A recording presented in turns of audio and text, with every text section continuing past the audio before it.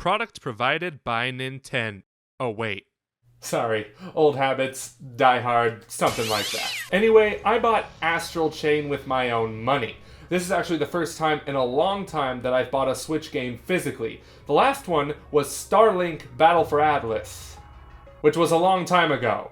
Astral Chain is a game created by the wizards over at Platinum, known for such classics as The Legend of Korra and Teenage Mutant Ninja Turtles: Mutants in Manhattan. Oh, and some other game called Nier Automata, which the gameplay designer of that game directed this one, and every nerd on Earth collectively shit themselves when they heard it. Safe to say, a lot was riding on this game, and now that we're a week past its release, I think it lived up to the expectations. Well, mostly.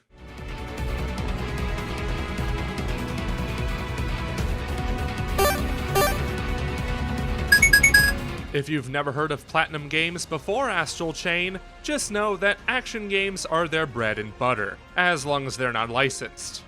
Or this. Astral Chain is set in the year 2078, and the world is under attack from an interdimensional alien species called the Chimera. With their regular weapons not working against them, the police force decide the best way to fight the Chimera is with good old-fashioned slavery. What could go wrong? You play as one of these special police units called Neuron, and are equipped with your own personal Chimera hostage called a Legion. It's kind of like the film Black Snake Moan, except, well, I haven't seen that movie, but you get my point, right? Now you might think that controlling two entities at the same time would be cumbersome, but thankfully Platinum designed a control scheme that really works. Most of the time. The Legions are on autopilot until you hold the ZL button, which allows you to move them with the right thumbstick, which you will mostly do to solve puzzles and collect all these things. Yeah, there's going to be a lot of cleanup in this game, so get your Mario Sunshine caps on because we're shining these sprites up, baby. Even though YouTube law dictates that the only way to get views is to be negative about anything and everything, Astral Chain is off the chain. Move this man! Normally, you would expect a Platinum game to have great combat. It's a staple for them, after all.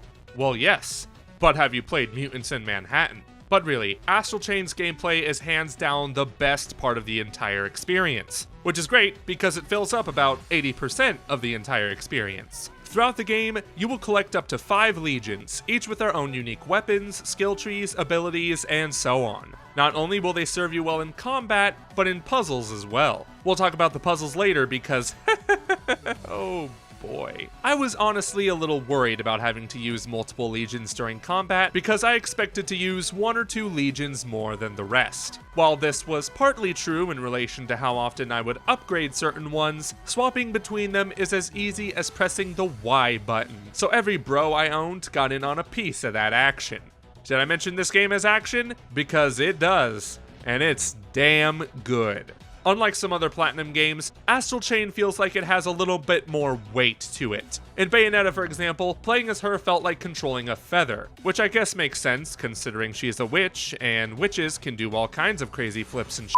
Astral Chain also lets you do flips and shit, but the chaos feels like it needs to be managed more than it did in Bayonetta. You can't just mash buttons and expect to win. You gotta think on your feet and figure out the best way to take down enemies on the fly. Don't let that scare you though, the game isn't nearly as difficult as a Dark Souls game. Ironically enough, it actually starts out hard and gets easier as you go on.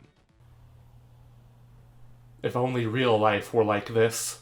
Don't worry, it doesn't get too easy, but you may find that enemies you struggled to defeat in the beginning go down quicker than my credit score later on. Figuring out the combat system is also a rewarding feat, as you naturally get better and better at it over time. Granted, this is the case for most action games, but I noticed it especially in Astral Chain.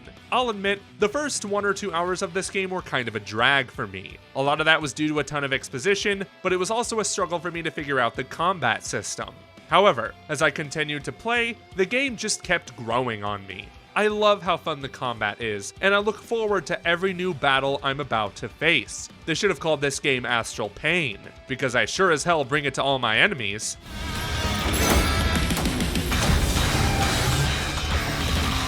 So yeah, the combat in Astral Chain is awesome.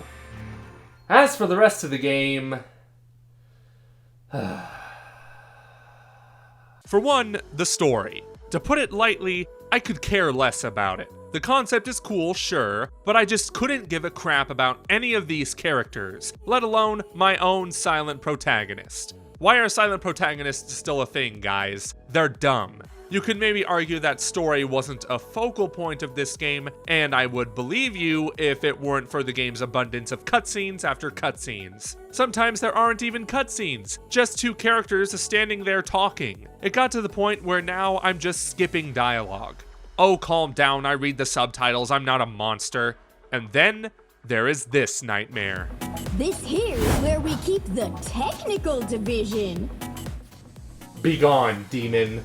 Then there are the side quests, which are about as useful as the ones in Breath of the Wild. Some of them have substance, like finding a dimensional gate and fighting Chimera. Others range from guess which sibling is the oldest to get this poor kid an ice cream cone. What's next? Saving a child's balloon? Are you kidding me? Oh, and back to the ice cream point. You're telling me I have to balance all of these scoops on the way back to the kid? I'm sure this will blow over well. Almost there. They ask you how you are, and you just have to say that you're fine when you're not really fine, but you just can't get into it. Look, I get it. A game can't constantly be action after action after action all the time. But the slower portions are supposed to aid the momentum, not damage it. You're telling me I gotta carry all these boxes all the way over there and try to balance them at the same time? I just got done fighting this monstrosity, and you're asking me to do peasant work? And don't even get me started on this puzzle. They ask you how you are, and you just have to say that you're fine when you're not really fine, but you just can't get into it. There are even parts during the main story that put a block on the pacing, like having to carry injured civilians while trying not to get hurt by Chimera. I just want to get back to the fighting. And in most levels before you fight, you have to go around talking to the people to gather evidence regarding what threat is in the area. It seemed cool at first, but when you're quizzed on the evidence, you'll still get the correct answer after you get it wrong. So it really feels like a pointless addition to just mess with your level ranking. I'm sure this person knows something though. Hashtag relatable, am I right, ladies? There is also some light platforming segments throughout the game, which is kind of funny considering there's no jump button. You have to place your legion to where you want to go and have them whip you towards it. But if the slightest pixel is blocking your path, you will fall. This requires you to be more thoughtful than fast in how you platform, even if there is a timer. Almost there. I am almost there. Oh, God! So is Astral Chain as good as people say it is? Yes.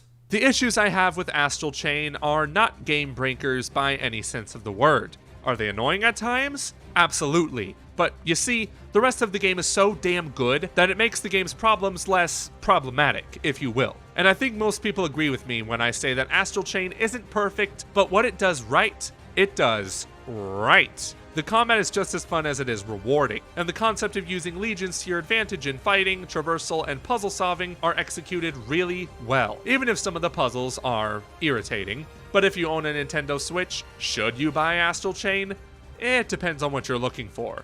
If you're a fan of action games, whether they were made by Platinum or not, then you definitely need to put this on your list. It'll check most, if not all of the boxes for what you want in an action game. If you're looking for a game with tons of exploration and or a really good story, maybe this won't be for you. There is some minor exploration, but at this point, you're better off getting something like Control. Wait a minute. Control? The game about interdimensional travel like Astral Chain?